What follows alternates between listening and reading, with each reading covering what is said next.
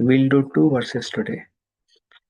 Om Agyantimirandasya Gyananjana Shalakaya Chakshurunmilitam Yena Tasmai Shri Guruve Namaha Namo Vishnu Padaya Krishna Prishtaya Bhutale Srimate Bhakti Vedanta Swami Niti Namine Namaste Saraswati Devi Gauravani Pracharine Nirvishesha Shunyavadi Paschatya Deshatarine Jai Shri Krishna Chaitanya Prabhu Nityananda Shri Advaita Gadadhar Srivasadi Gaura Bhakta Vrinda Hare Krishna Krishna Krishna Hare Hare Hare Rama Rama Rama Hare Hare Mukham Karoti Vachalam Pangum Langayate Girim Yatkripatamaham Bande Shri Gurun Dinatarinam Paramananda Madhavam Shri Chaitanya Ishwar.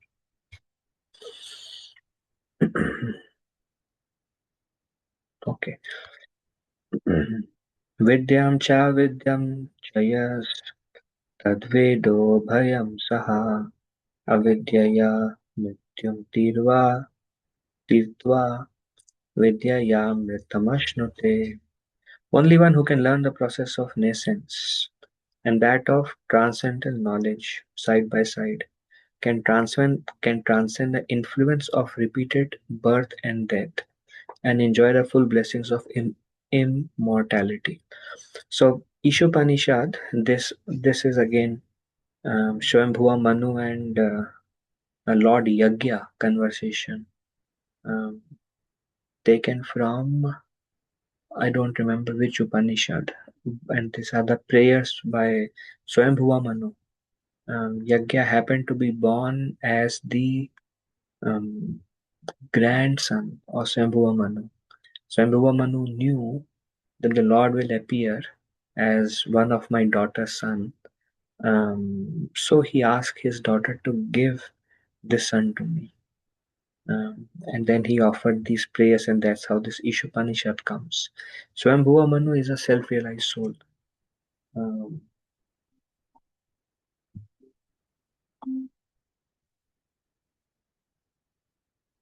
Swambhuva Manu is mentioning here that one need to learn what is ignorance and one need to learn what is knowledge. Both needs to be cultivated side by side. Then one can see, okay, this is not right. This I should not be doing.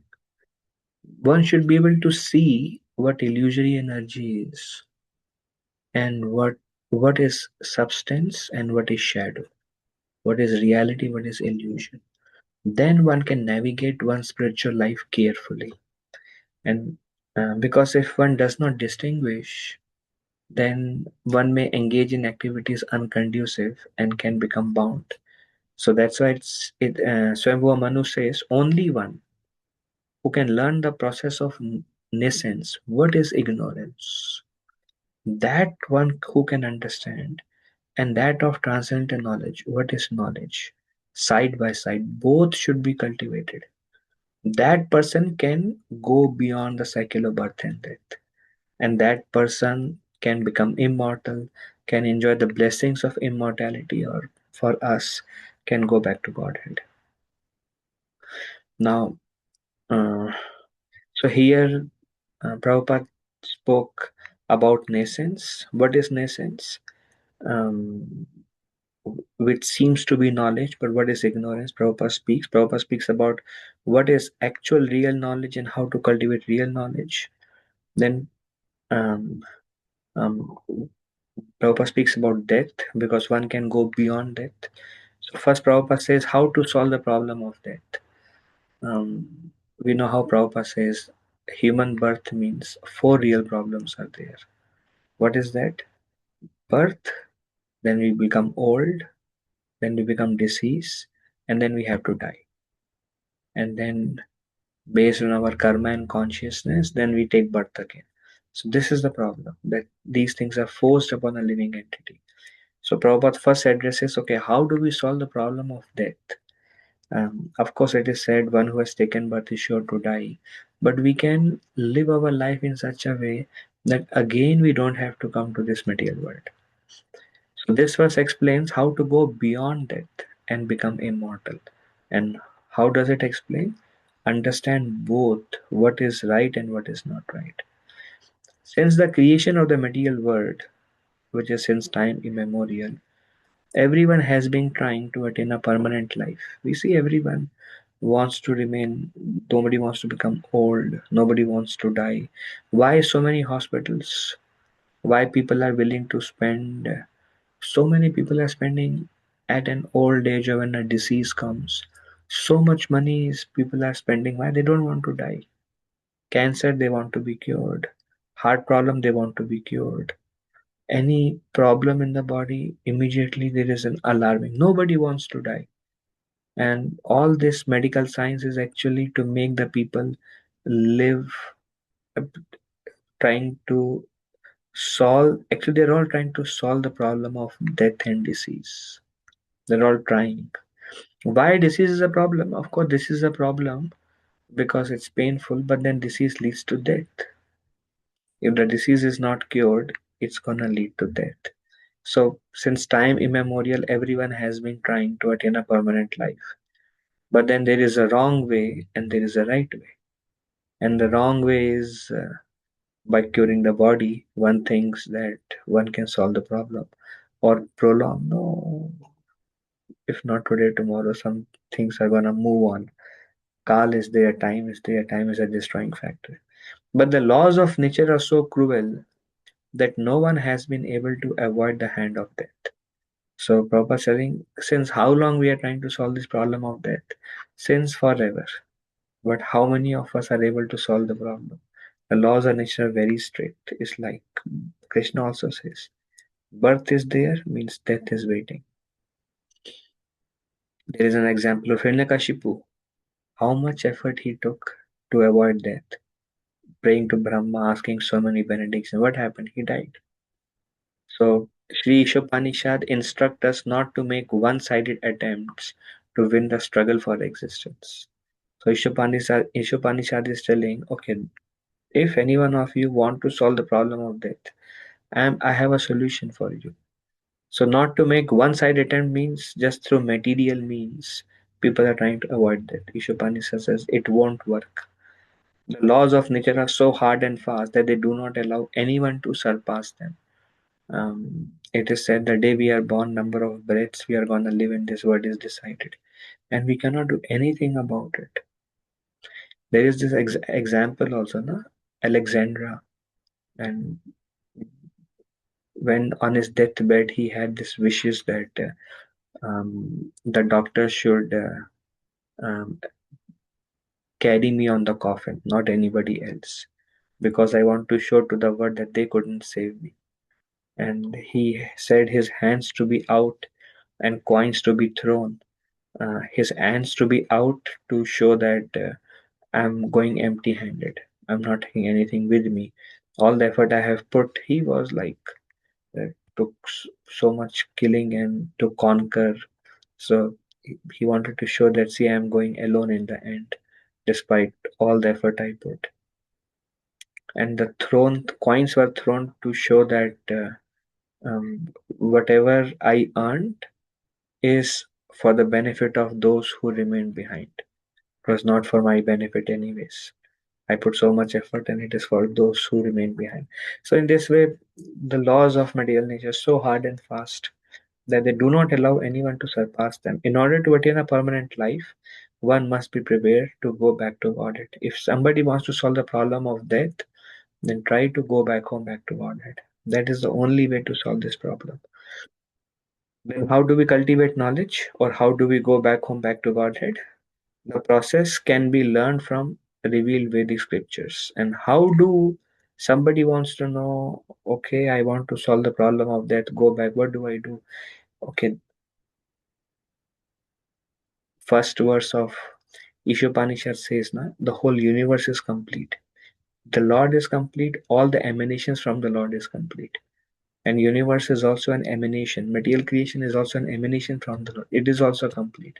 So those who want to go back home, back to Godhead from this temporary material existence covered by illusory energy, governed by the three modes of material nature, those who want to go back, Lord has given us scriptures, the guidebooks. For those who are sincere, there are Upanishads, there is Vedanta Sutra, Bhagavad Gita, Srimad Bhagavatam. Srimad Bhagavatam is full of example who solve the problem of death. One of the example mentioned is Dhruva Maharaj. He stepped on the head of death and boarded. He didn't have to see death. He was in his own physical body. Then a Viman, a Vaikuntha airplane came. By stepping on that airplane, he stepped onto the death and went to Vaikuntha. No death for him. Of course, it is said for us, death will come. But if we follow the guidelines, and the spiritual master is one who speaks on those guidelines, follow those guidelines, then we can escape. From his kingdom, the personality of Godhead sends his bona fide servants to propagate this message. Srila Prabhupada himself is an example. We hear Prabhupada one time said, Krishna said, you have to go. And Prabhupada said, I don't want to go to this filthy place. Then Krishna says, no, no, no, I want you to go. Then after a few arguments, then Prabhupada said, all right, Krishna, if you want me to go, then I will go. So from his kingdom, the personality of Godhead, why Krishna himself comes. Krishna comes as Krishna himself, Krishna comes as Sri Chaitanya Mahaprabhu. Then Mahaprabhu sends his Senapatis. Why? To the scriptures are there. People are distracted. Then their representative also comes. Why? Because Krishna wants to reclaim them. And sometimes the Lord comes himself to do this work. Sometimes the Lord comes, sometimes his representative comes. The books have been given. It is for those few souls who, after many, many births, as Lord Krishna says, are willing to solve this unsolvable problem of death, and finish off their business. Since all living beings are his beloved sons, his part and parcels, God is more sorry than we ourselves to see the suffering we are constantly undergoing. Those who are suffering are anyways feeling sorry for what they are going through. The Lord feels even more sorry. One example given is the parent are more miserable when the child is going through some suffering than the child themselves. Parents are more miserable. Likewise, the Lord is more sorry, Prabhupada says, than the suffering living entity. Um, because we are his beloved sons, his beloved parts and parcel. The relationship today I was reading, I love this conversation between Lord Narayan and Durvasa Muni. What are verses? Durvasa Muni went to Brahma, said, Trahi, my Lord, Brahma, he is telling Brahma, so much suffering, please save me. And then Brahma said, Vishnu's weapon. He went to Shiva. Shiva also could not help. He went to Narayan. And Narayan said, Durvasa, amazing verses actually. There are 7, 8 verses. So Lord Vishnu, he says, Durvasa, I am not in control. Um,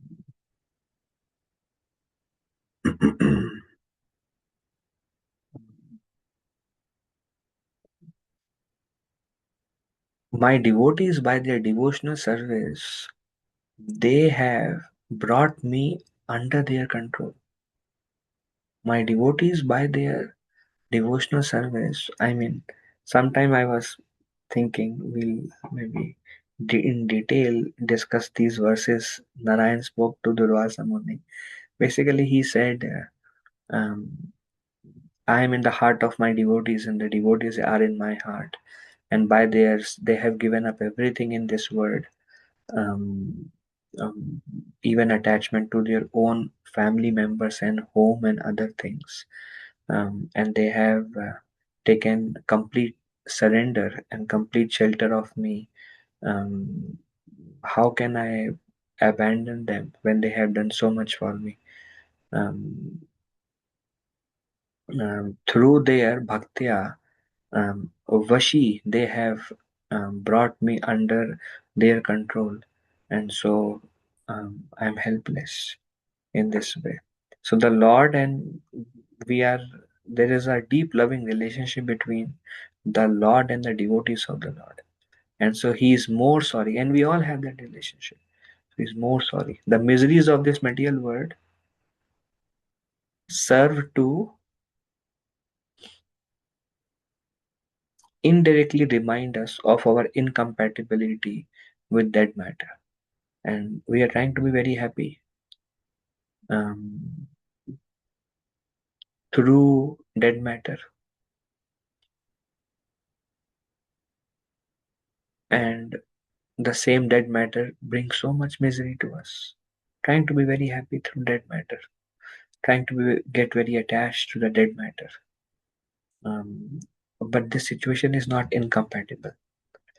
Um, the real attachment is actually attachment to the Lord. That is a real attachment. Um, any other attachment becomes the cause of misery. And Prabhupada says, um, we are unhappy means something is wrong. Just like, for example, if there is some pain in the body, means something is wrong. Or, something going on, we know that, okay, something needs to be rectified. So, likewise, when there is misery that we are experiencing by our activities in this world, then that's a sign that, okay, there is something that needs to change. So miseries of this material world serve to indirectly remind us. Of course, people are trying to solve the problem, but an intelligent problem, he thinks that, oh, so much misery in my life. So it is indirectly reminding me of my incompatibility with this world. I'm getting reminded of that. Intelligent person thinks like that. This is the path. What is the path back home, back to Godhead? The scriptures are there, the representative of the Lord is there, the Lord Himself comes. So, in this way, we are reminded. Then, what is the path of ignorance? Like how Swambhuva Manu here says, one should cultivate the path of ignorance and the path of knowledge simultaneously.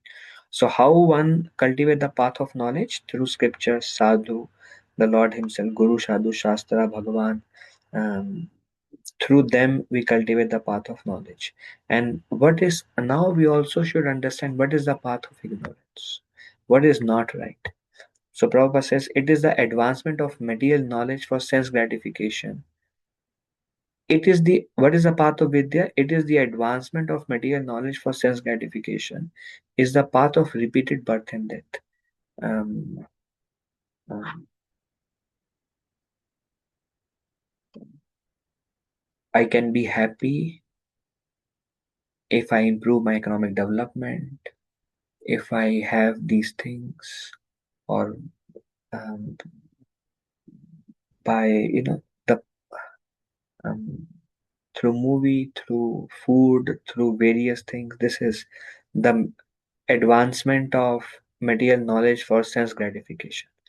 um, Trying to settle in this world, this is the path of avidya. Not working on our relationship with the Lord, but working on making some permanence, trying to make some permanence, or trying to settle. um, That is the path of repeated birth, and this is the path of avidya. Death is compared to the taking off, and birth to the putting on of new garments. This is how Lord Krishna also explains. People give up old garments except new ones. Birth and death is like that. Foolish human beings do not mind this cruel process. Foolish people, they say, if I have to die, that's fine. Like, so they don't mind this cruel process. Of course, they are scared. When the death comes, they are very scared. And that time they make they spend everything they have, they make all the arrangements, there's so much anxiety, so much fear. So that time they are really focusing on. But then if you tell them now, when death is not approaching them, and you tell about spiritual life, they are like not interested, and they're like, that's fine, it's common, it's normal. So those are foolish human beings, they do not mind this cruel process. Enamored enamored Enamored with the beauty of the illusory energy, they undergo the same miseries repeatedly. This Prahlad Maharaj also says that material happiness is compared to chewing the chewed. Chewing the chewed means, like, one common example is like people eat bubble gum. So they take all the taste and then they feel like no taste is coming, so they spit it because they are like bored with it, disgusted with it, no pleasure, they spit it. And after spitting it, they feel like, oh, they feel some emptiness. Now there is nothing. So they start chewing it again. And when they chew it again, then they feel, oh, it was actually not so bad, it is nice. And then they chew it for some more time and they again feel like there is nothing, it's so boring. They become disgusted, they spit it again. And then they feel emptiness. Then they're like, no, I should chew it again. And they feel it's not so bad. So this way, this is illusory pleasure. Seems bhalo, seems very nice. And then there is suffering in that pleasure, but one feels like that's fine, that's fine. And then sometimes the person get disgusted with it and want to give it up. And then when they give it up, then nothing to take shelter of other than illusory pleasure. Then they again try to do. So enamored with the beauty of the illusory energy, they undergo the same miseries repeatedly. They again do the same thing. Again they are unhappy. Again they give it up. Again they do the same thing. Again they are unhappy. And this goes on for how long? This goes on forever.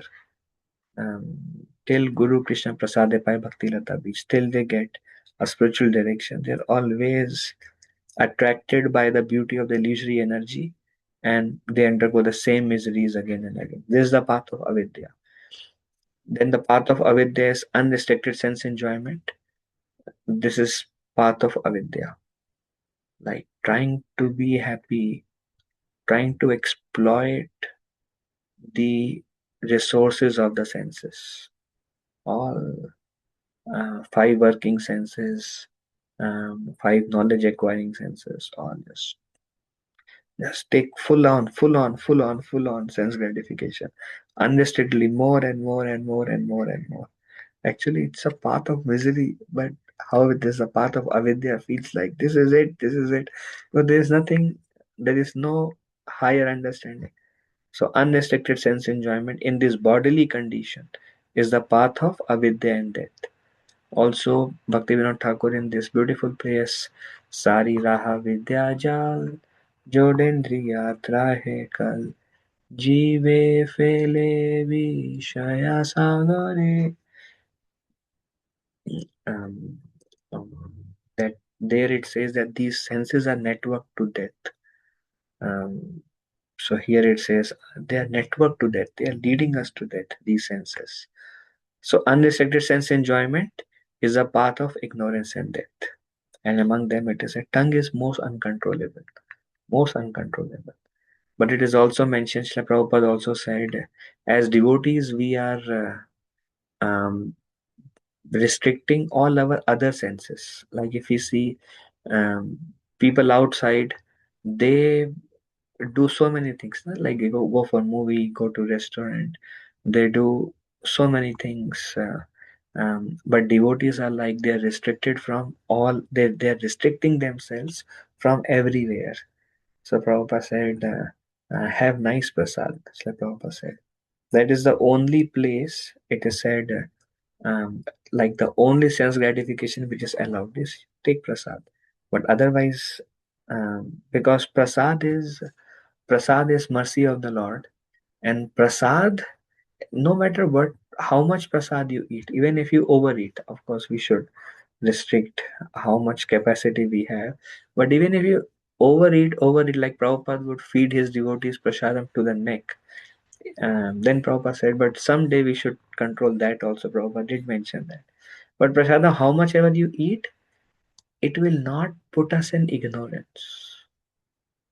It will, even though overeating, it is still helping us in our spiritual life only. Because Prabhupada said prasadam is Krishna, non-different. Taking prasadam is also a devotional service. So that's one thing um, where material senses are involved and it is still a devotional service. Um, I mean, everything. We see the beautiful form of Krishna. we hear kirtan, all are, yeah. And okay, disconnected sense enjoyment is a path of disconnected to Krishna is a path to ignorance and death. Then the living entity are not without spiritual senses. Prabhupada says we all have spiritual senses. Um, the soul also can hear, can smell, can see, and it's more internal. One example is also there are some research in medical science also, where there is out of body experience, near death experience, and they leave the body and they actually see their own operation happening. They hear they hear what people are talking. So that shows, although the gross senses through the gross body is kind of dead, like heart is not functioning anymore because the soul is out of the body, they can still hear, they can still see. So that is another sign that the senses are there, even when the gross body is gone. So living entities are not without spiritual senses. The activities of the material senses are perverted reflections of the activities of the original spiritual senses. Just like how the spiritual senses also have these demands to hear, of course they are Krishna centered, to see, to taste. In Golok Vrindavan, all these things are there: hearing, seeing, tasting, touching, embracing uh, the Lord and the devotees of the Lord. All these activities are there, and we also have, now we have this body and we have these senses. So perversion, perverted reflection, we are doing similar things, but to the uh, creation of the illusory energy. So this is perverted reflection of the senses.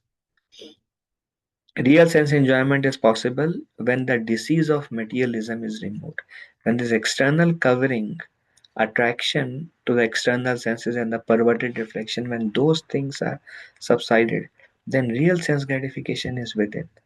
Then that becomes possible when the disease of materialism is removed. So this is a path of avidya in this word. A patient must regain his health before he can truly enjoy sense pleasure again. If somebody is a patient, they cannot enjoy jaundice, cannot taste sweetness. Even when somebody is sick, we see the hunger goes away.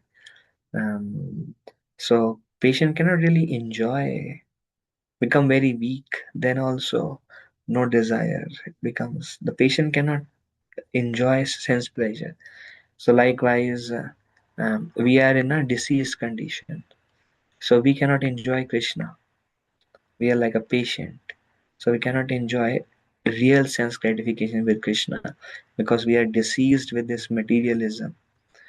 Thus, the aim of human life should not be to enjoy perverted sense enjoyment, but to cure the material disease. Mm. Go from external to internal, go from illusion to reality. Cure. And it is one of the acharyas also mentioned the medicine is Harinam Mahamantra. The aggravation of the material disease is no sign of knowledge. Material disease is there, and how do we aggravate it? By doing engaging more and more in material activities and taking more and more pleasure and enthusiasm in material activities. So that aggravation that aggravates the material disease. It's not a sign of knowledge. When we are doing, then we are cultivating ignorance. It's a sign of avidya, ignorance. We are cultivating ignorance. But actually, when we actually cultivate knowledge, and then we understand what ignorance is and avoid that, and what reality is, what is illusion, what is reality. Feed the reality, starve the illusion. When we actually understand and walk that path, then we can cross over the cycle of birth and death. For good health, a person should not increase his fever from 105 degree to 107 degree, but should reduce his temperature to the normal. So what is the fever? This is material fever. The more we increase the material fever, the more the demand goes. So should not increase his fever further, but come to normal. What is normal condition? Prabhupada says is Krishna conscious. The soul is by nature Krishna conscious.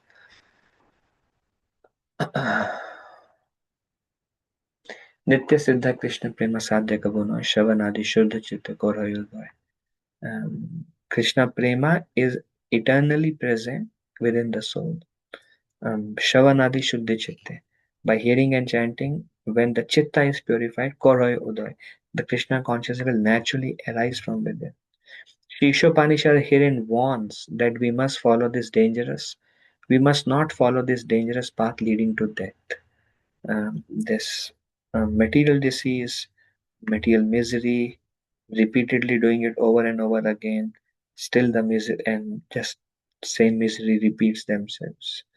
Um, should not follow this dangerous path leading to death. The warning is there, but the current society is misguided.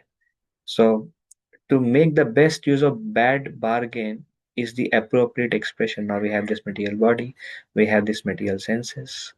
Now what do I do? I am in this material world where everything is external, and I am in this material body.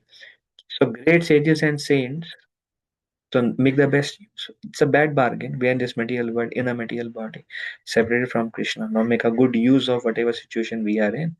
So great sages and saints of India have attempted to do this by a balanced program of spiritual and material knowledge. So how do I do it? You understand what is material, you understand what is spiritual, and you distinguish and you cultivate both. Vedic system employs religion, economic development, sense gratification, and salvation. But at the present moment, people have no interest in religion or salvation. These are four purusharthas mentioned in some of the secondary Vedic literatures that uh, when Sri Chaitanya Mahaprabhu went to South India, he went to Udupi, um, um, and there he met the followers of Madhvacharya. And he asked the followers of Madhvacharya, what is the goal of life? And they said the goal of life is dharma, artha, kama, moksha. Dharma, follow dharma. Artha, whatever is needed, you use that. Kama, Prabhupada also says, these are important things. Kama is important. Why kama is important? Prabhupada says, we cannot live without sense gratification.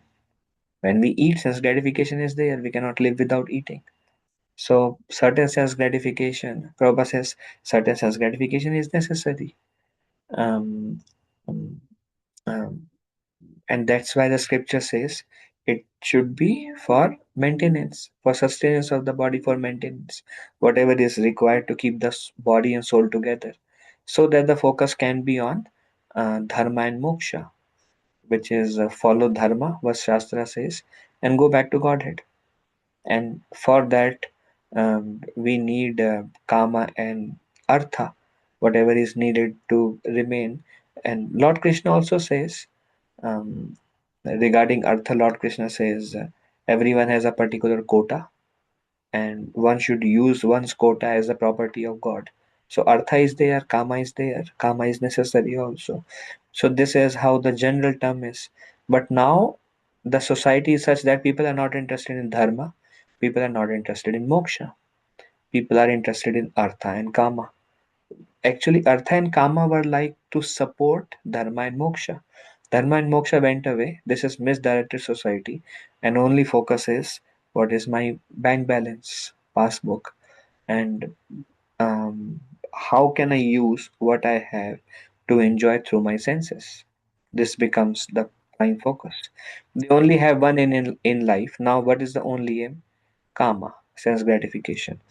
And what do I need for sense gratification? I need Artha. In order to achieve this end, they make plans for economic development. My goal is sense gratification. So let me be stable economically so I can fulfill the goal. Misguided men think that religion should be maintained because it contributes to economic development. And why do they follow dharma?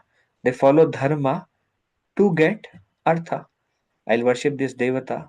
I'll worship Lakshmi. I'll worship Ganesh. I will worship this. Why?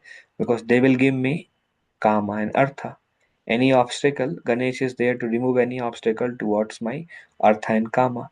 So Dharma is becoming subservient to Artha and Kama now, and which is required for sense gratification, and moksha is not the goal anymore. So this is misdirected society. Thus, in order to guarantee further sense gratification after death in heaven, there is some system of religious observance, but this is not the purpose of religion. And some people follow dharma because they want to go to heaven. And why they want to go to heaven? Artha and kama. So, goal becomes kama. Let me be happy now and let me do certain things of dharma so I can be happy in my next life also. So, the goal is all misguided to my pleasure. And this is proper. So this is cultivating avidya. The path of religion is actually meant for self-realization, and economic development is required just to maintain the body in a sound, healthy condition. We need artha. Um, um, and if you don't work for artha, Krishna will provide artha. Krishna says, "Yoga Shema Vahami." Those who are engaged in unalloyed devotional service, I carry what they lack and I preserve what they have. Prabhupada says Krishna is a maintainer. Krishna maintains also materially and spiritually. So it's needed. Either we work for it and use in Krishna's service, or Krishna will provide us also. But that's not the goal. So what is the guaranteed path? The guaranteed path of the aim of Vidya. What is the guaranteed path? This is described by Rupa Goswami. Tasmad ekena manasa. Tasmad, therefore, ekena manasa. Tasmad, see, Rupa Goswami is again starting this verse with therefore.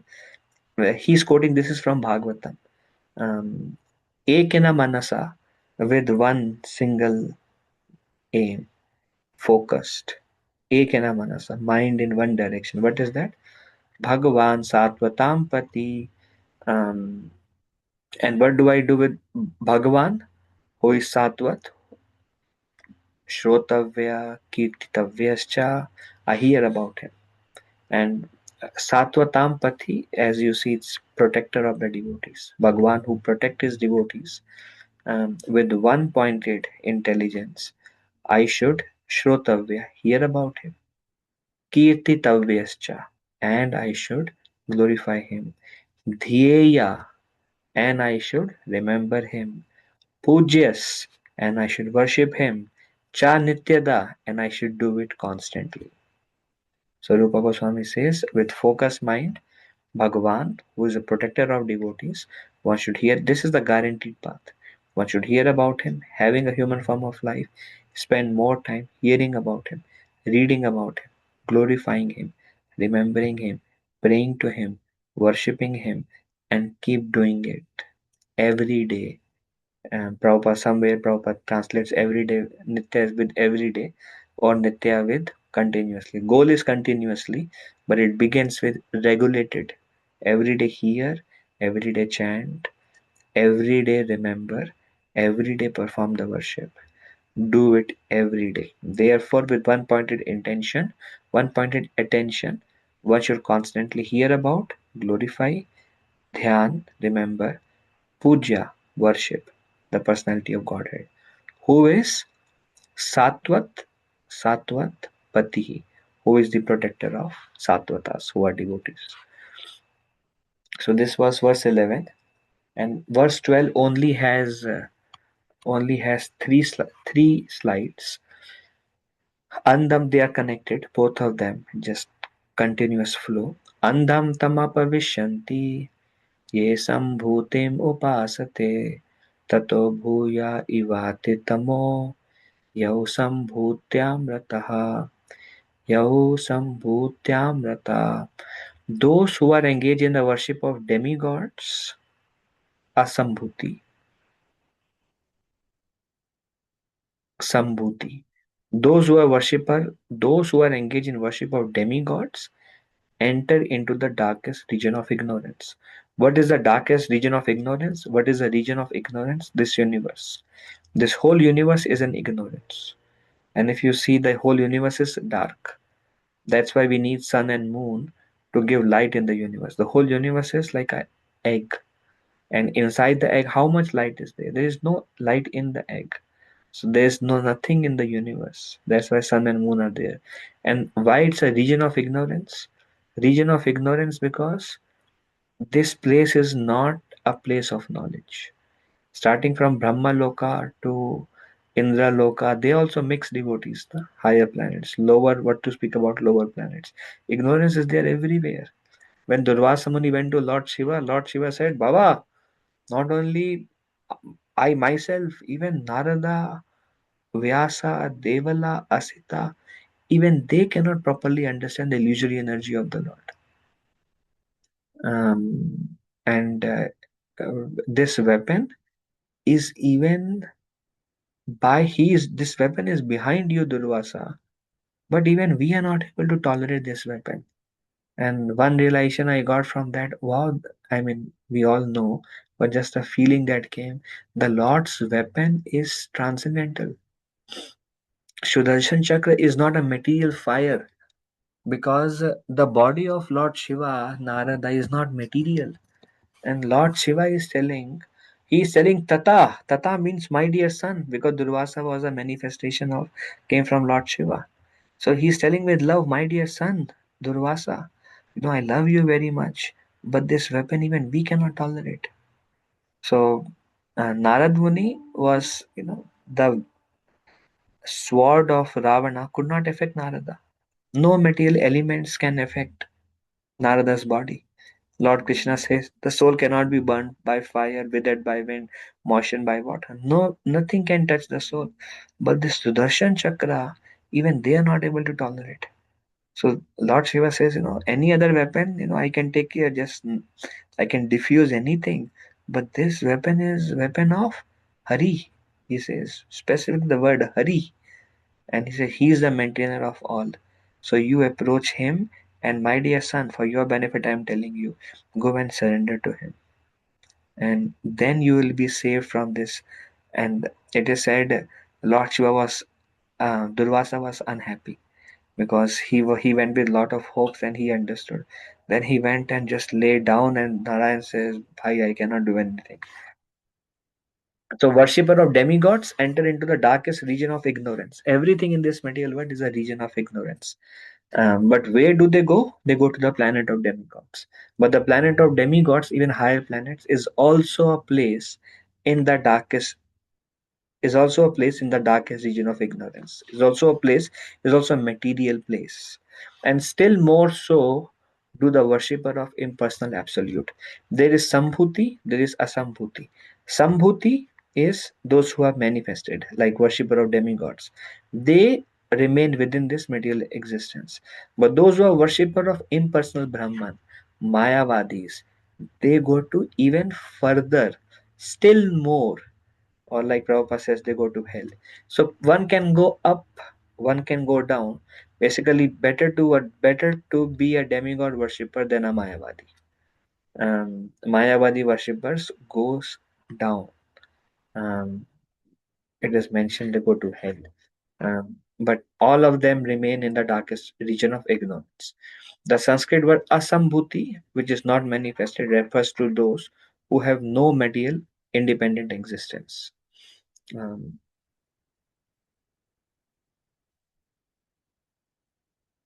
This is Lord Krishna says in who have no independent existence. Sanskrit word asambhuti refers to those who have no independent existence. Means I think I may be wrong, but maybe asambhuti refers to demigods, and we will it will become clarified. But anyways, both of them remain in material existence. Devatas can go up, still in the darkest region of ignorance, and the impersonal worshippers go further down. Andham tamha pravishyanti. Andham ye ashambhuti upasate.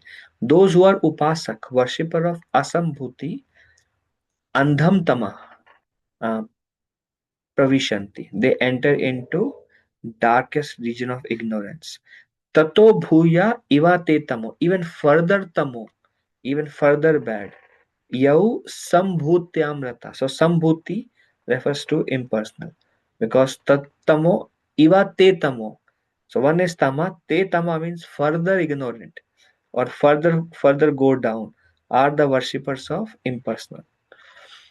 Okay, so Lord Krishna says in Bhagavad Gita 10:2, Na me vidu sara guna prabhavam na maharshaya ahamadir hi devanam maharshinam cha sarvasha.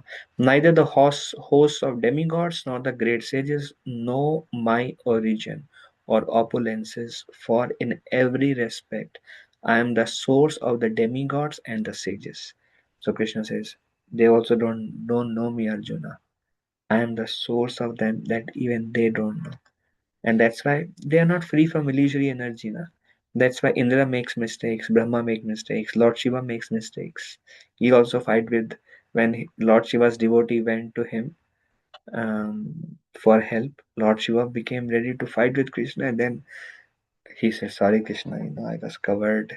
Krishna says, "Why do you do such things?" Um, so neither the demigods nor the sages, even the sages, sometimes become bewildered. Great sages also sometimes, and even no. Krishna also says, "Na nobody knows me." Krishna says, "I know past, present, future, and I know all living entities." Um, what is this? That verse is there, na? Um,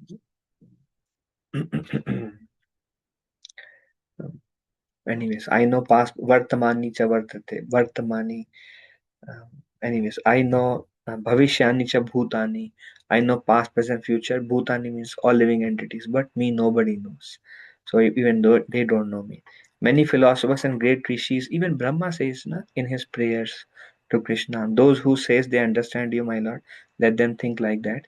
But as far as I am concerned, I cannot get any estimation of your. I cannot have any estimation of the great. I cannot get like glimpse of the estimation of the greatness of your personality. Brahma says. Many philosophers and great rishis or mystics try to distinguish the absolute from the relative by their tiny brain power. This can only help them reach the negative conception of the absolute. So philosophers and rishis they try to understand God with their intelligence, and they just cannot fathom Krishna. So the max they reach is God is beyond everything, and God is some energy who is taking care of everything. So at max they come to the negative conception of absolute. That's all. Great philosophers and great rishis or mystics try to distinguish the absolute from the relative. Okay, this is all relative. Everything is temporary. Absolute is beyond. So they try to separate absolute from relative with their tiny brain power, and the max they can reach is the negative conception of the absolute, that the absolute is some energy beyond everything. Such negative definition lead one to create a concept of one's own. Thus one imagines that the absolute must be formless. This is coming from one's own brain, that the absolute cannot have a form. And because they relate everything with a form to relative, and when they want to try to understand the absolute which is beyond relative, then they only come to the conception that absolute is formless. In the Bhagavad Gita 7:20 to 23, it is said that this is about demigod worship, that only unintelligent persons driven by a strong desire for sense gratification worship the demigods for the temporary relief of temporary problems. Problems are temporary. When we are temporary, how can we have eternal problems? Problems are temporary. The relief is temporary. We solve some problem. It's a temporary relief of temporary problem. Um, and why? Because driven by a strong desire for sense gratification. I want to be happy. This problem, I want a solution to this problem so I can be happy. Driven by a strong desire for personal pleasure, they worship the demigods for the temporary relief of temporary problems. And who are those people? They are abuddhya. They are only unintelligent people. They do that. Sri Isopanishad points out that one who worships the demigods and attain to their material planets still remain in the darkest region of the universe. Those who worship demigods go to planet of demigods, still remain within this material existence. Moon worshippers go to his planet. Modern scientists are trying to do the same. They're trying to go to the moon, but the right way to, if you want to go to the moon, the right way is you worship moon, and then you can go to the moon, not by an airplane. In the Vedic scriptures, it is said that one can reach other planets by any one of these three ways: by spaceships, but heavenly spaceships, not our missiles; by mystic powers, the yogis can go. Durvasa Muni, by his yogic power, can go to Brahma and Shiva, can enter the caves, can enter the ocean to escape. I was thinking, wow, he entered the ocean. He must be thinking, I am so hot. If I enter the ocean, then this fire will diffuse. But when he entered the ocean, Sudarshan Chakra, heat from that was constantly with the same intensity burning the body of Durvasa. Durvasa first tried to take shelter of everywhere, within the cave, within the ocean, mountains, whatever he could do, changing direction in the sky, um, changing routes, everything to dissuade. When he could not do anything with his mystical power, then he went to the creator Brahma. So he could enter the even Kumaras went to Vaikuntha. Even um, so by mystical um, um, Kumaras were also not pure devotees. Durvasa certainly was not a pure devotee. He has mystic power. So through that also you can go to other planets. Through spaceships also you can go to other planets.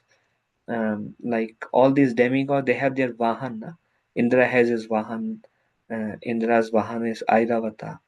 Brahma's Vahan is a swan. So they have their Vahan, through which Ganesh also has his Vahan. So they have their spaceships, mystical powers, or demigod worship. For us to go to other planets, people can go not by our. However, Lord Krishna says all the places of misery when repeated birth and death takes place. Krishna says, इतना effort डाल रहे हो, केवल दुख ही मिलेगा आपको. ऊपर से ब्रह्मा भुवनाल लोक का, ऊपर से ब्रह्मा से लेके भुवनाल तक, ऊपर से लेके नीचे तक दुख ही है. तो आप you are putting so much effort, you get only misery only.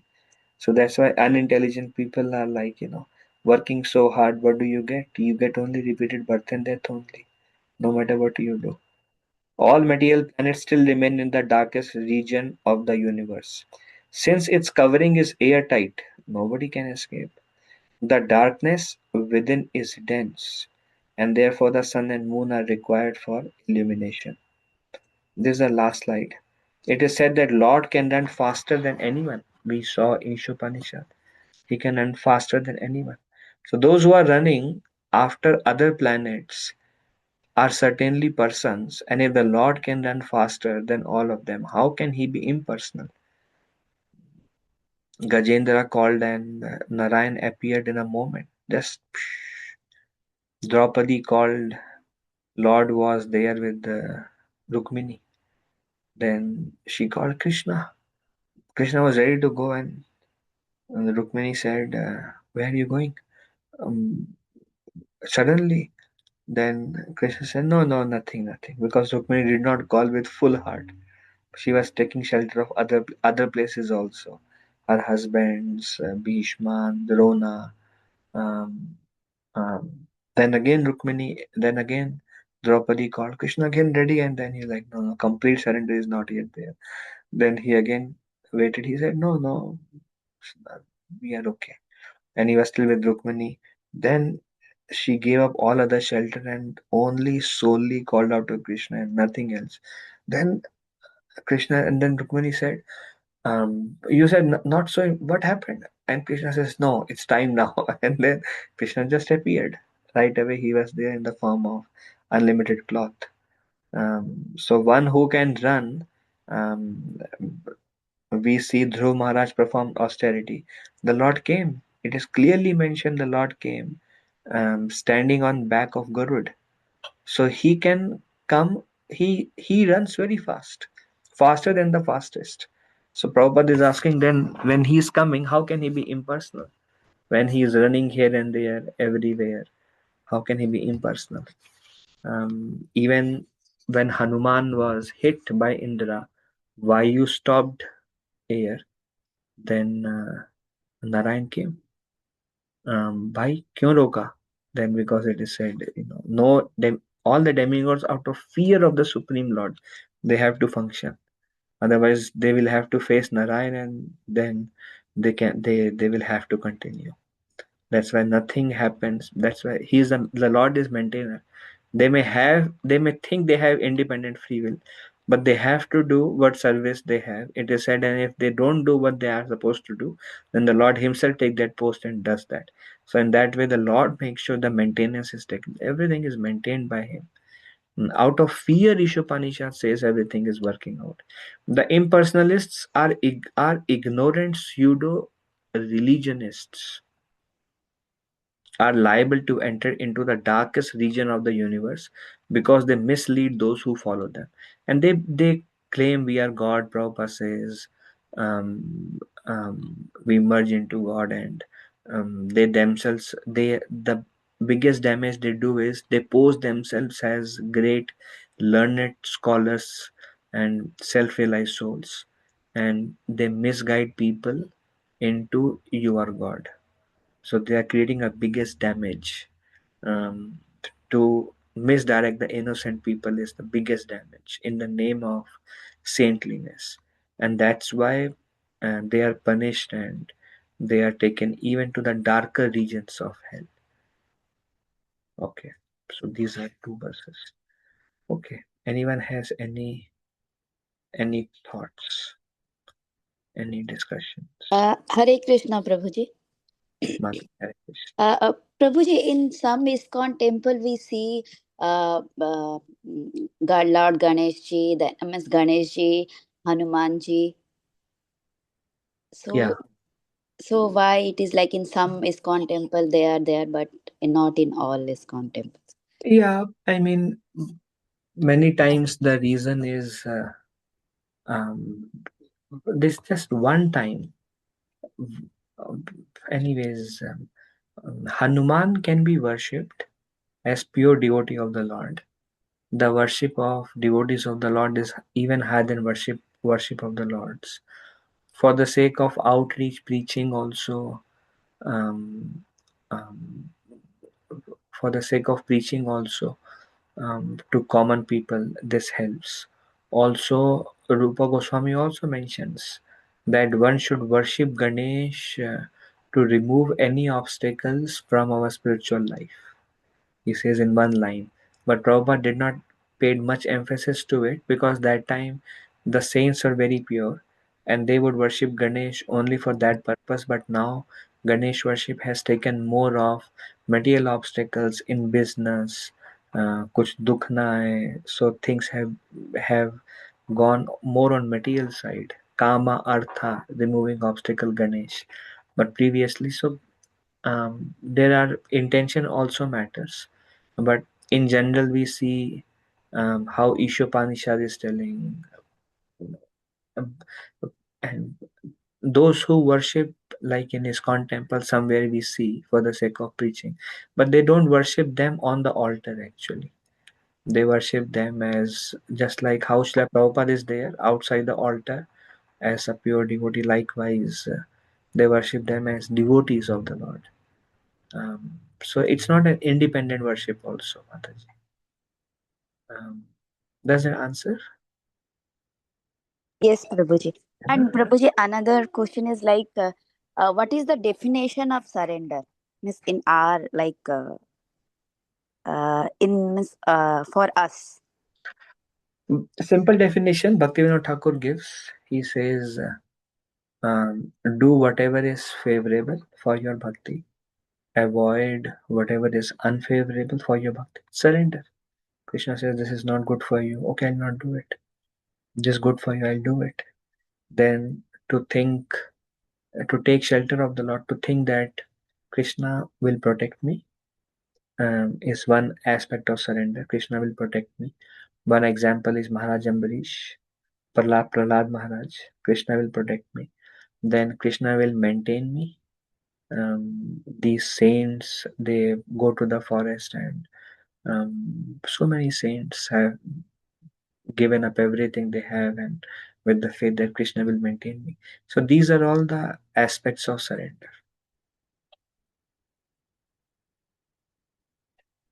Okay, Prabhuji. Thank you, Prabhuji. Thanks. Hare Krishna Prabhuji, Dandat Pranam Jai Srila Prabhupada. Done. Prabhuji, you mentioned even like taking prasadam is also a kind of a service.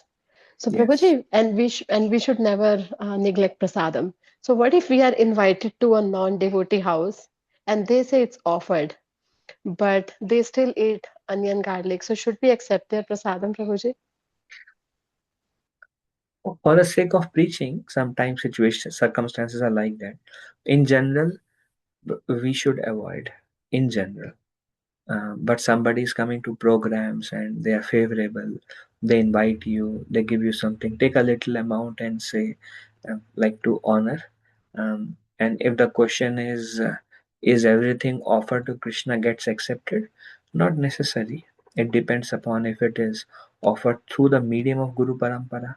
Then if it is offered with love, Krishna does not accept what is offered. Krishna accepts the love and devotion, which what things are being offered. Duryodhana made an offering, Krishna did not accept, but Vidura made an offering, Krishna accepted. And also, although Krishna may accept, the consciousness is still there with which the food is made. So the prasad still carry the consciousness of the people who is making them. And that's why we have, I know many spiritual masters, they eat only from very sincere devotee's hand, but how do we know who is sincere, who is not sincere? It is not a tag. So general, I know some sannyasis, they eat only those who are Brahman initiated, only they can cook. Even Sri Chaitanya Mahaprabhu would eat, that time, would eat if it is cooked by a Brahmana. Otherwise, Mahaprabhu's own personal servant, when Mahaprabhu would travel, who was a Brahmana, he would cook for the Lord at other times. Mahaprabhu will go to every home, but the food will be cooked by the servant of Mahaprabhu. But in one instance, when Mahaprabhu went to the house of this Brahmana from Mathura, and he was exhibiting symptom of love, then Mahaprabhu said, "You should cook for me, because Madhavendra Puri eat in your home." And he was having pure love. So Mahaprabhu, even though he was not like full Brahman in one way or another, Mahaprabhu asked him to cook, showing that actually it's the devotion with which it is cooked, and Mahaprabhu would not accept other places. So these signs shows that the consciousness still remains. There is another story also of, this is a little bit more difficult story to understand, but there was a prostitute. She cooked bhoga for Ranganath in South India temple, and some sannyasis they ate it and their minds were agitated.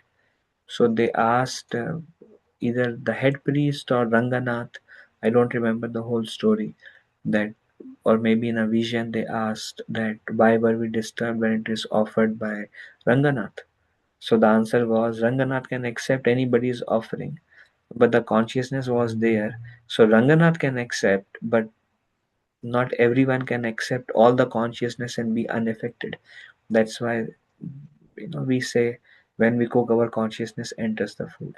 Is that all right? These are some thoughts, Mataji. Yes, Prabhuji, I Prabhuji. have a Thank you question so on that. much. Prabhuji, like in temples, like so many devotees, means they are not devotees. Like they give fruits in the temple. They donate Yeah, fruits.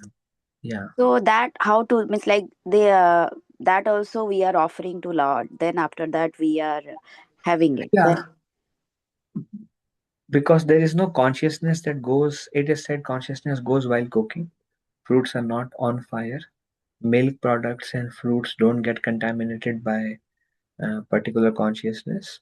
So the Lord accepts, and then we can accept milk, butter, cream, ghee, milk products like that, and fruits, and we are safe. When we have to go to somebody's home, we can accept any of these things and we will not be affected. okay, Prabhuji. And Prabhuji, and if the non-devotees are giving the rice and it is cooked and it is offered, then it is okay to have it. Um, Offered in their home, No, no, no, no. Offered in the temple, like Lord had accepted it, so it is okay now. Means it is but good to. how come non-devotee cook then it is No, offered no, in the temple? non-devotees. They are like they are giving the rice. I'm telling, like rice bag. They are giving that. Ah, yes, Mataji, yes. Anything coming from nature, no consciousness. When it is cooked, consciousness enters there. Also, I've heard, should don't offend devotees also. I remember I went to somebody's home. They offered me water. I did not drink because the glass was not like a paper cup. It was the glass used by them. They gave me, whatever. I just didn't accept. Then after 1 year, I saw them again. I said, "Yeah, I remember coming to your home." And they said, "Yeah, and you did not take anything." So that one instance, I didn't drink water in their home. They remembered even after 1 year, I saw them. So we don't know how much people remember, like, so I'm like, okay, I should be careful how I'm acting.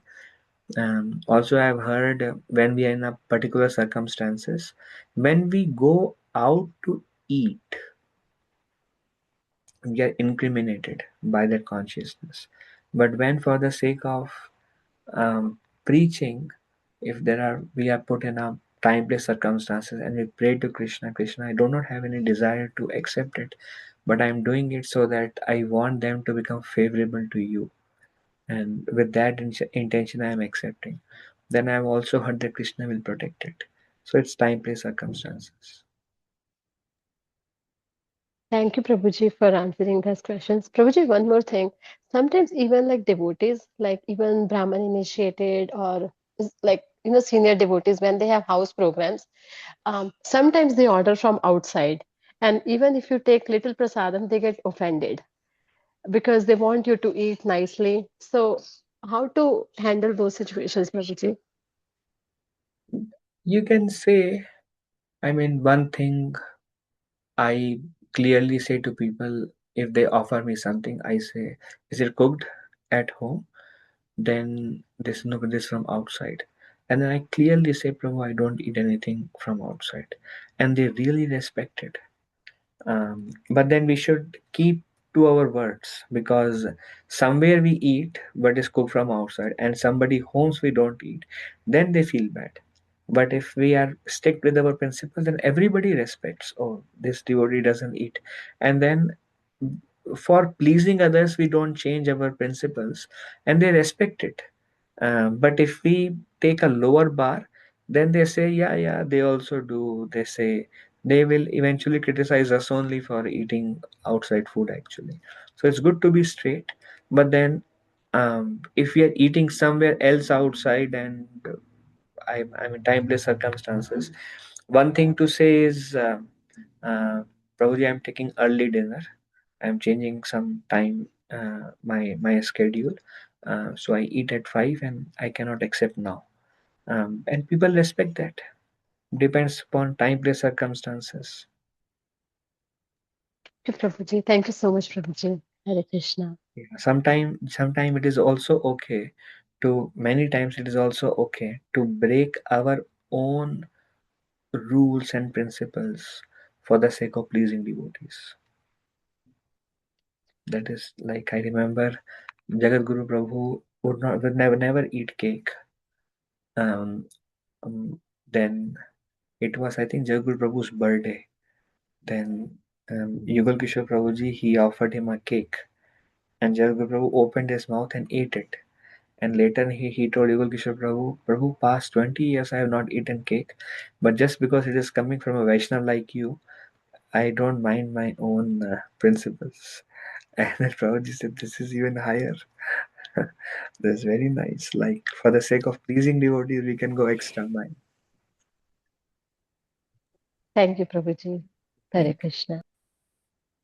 Hare Krishna Prabhuji, I want to add something to this, Prabhuji, if you're okay. you. Ah, 1 year back, Namakirti Mataji told me when we stopped eating onion garlic, I asked her, like, I told her, she got to know that we are not eating onion garlic, and she said that you're doing very good. Then I told her, like, I don't know, we are not eating at home, but we don't know how do we, I mean, how to manage outside. Then she told me, like, when the devotees are willing to give up the onion garlic, and Krishna, Radha Krishna, they will make arrangements when we go outside also. There will be no problem if we start asking them, like, we do not want to eat, so you help us when we are outside, or when we meet other people. So they helped us. It looked like we never felt like we are not eating, we are facing any problem. never happened from last 2 years. So I just wanted to share. Thank you, Prabhuji. Thank you, Hare Krishna. Okay, thank you, Prabhuji's Mataji's for joining. Vanchakalpatarubhesha kripa sindhubhya cha patitanam pavanebhyo vaishnavyo namo namah ananta koti vaishnavya ki jai. Tomorrow, those who are doing Bhagavad Gita course, will put the message in the group. It will be at 7 p.m. onwards, and for few Wednesday we will resume Isopanishad. After Isopanishad, we will stop this Wednesday calls. Thank you very much. Hare Krishna. Thank Thank you, you, Prabhuji. Prabhuji. Hare Krishna. Hare Krishna. Thank you, Thank you very Prabhuji. much. Hare Krishna. Wonderful. Shukriya. Thank you very much. Hare Krishna. Hare Krishna, Prabhuji. Thank you, Prabhu. Hare Krishna.